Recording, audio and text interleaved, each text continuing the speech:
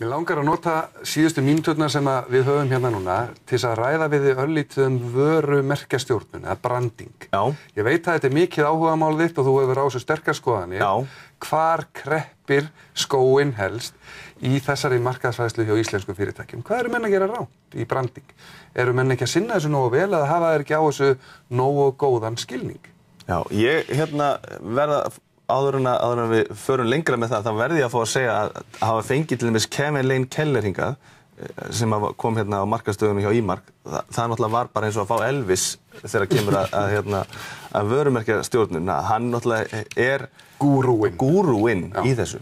Og almennt gríðarlega ánægja með þann fyrirlestur. Hann var mjög krefjandi. Ég hef nú kennt þessa bók hans nokkrum sinnum og þar af leiðandi lesið hann svo oft og mér fannst krefjandi að sitja hérna heilan dag og hann náttúrulega bara keyrði í gegnum þetta.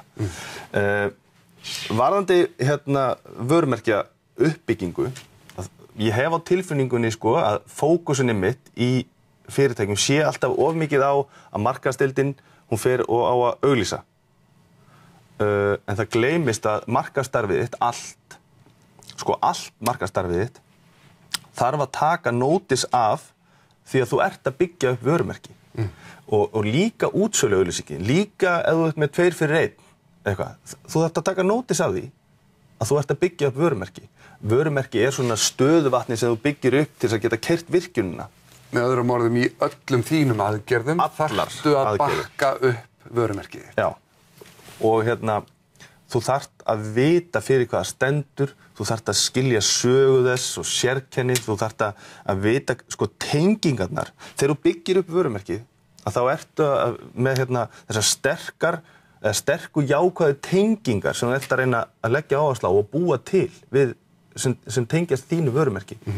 Og það er svona forsendan fyrir því að þú sést sérstakur. Ef þú ert ekki sérstakur sem vara, að þá getur ekki búið til virði. Aðgreiningin. Já, algjörlega forsenda. Skera því út úr fjöldanum með einhverjum hætti. Já, og þú þarft svolítið að vera meðvitaður að það er ákveðin aðferðafræði á bakvið það er ákveðin hugmyndafræði og ákveðin tól sem þú beitir og svona þekkingarleysi á þessu er kannski ástæðan fyrir að það er ekki unnið markvisst í þessu. Það þarf að vera ákveðin samfella í því sem þú ert að gera. Ella ertu að rjúka úr einu í annað og það verður aldrei skýr mynd af vörumerkinu. Og vörumerki verður ekki heilt í huga neytenda. Nákvæmlega.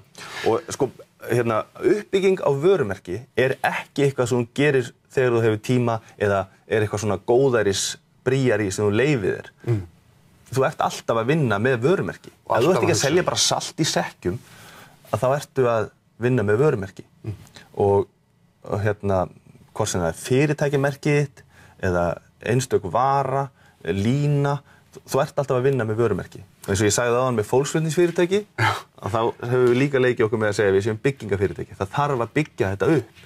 Yfir tíma og alltaf að vera að hugsa. Já. Vert markaðsstofa.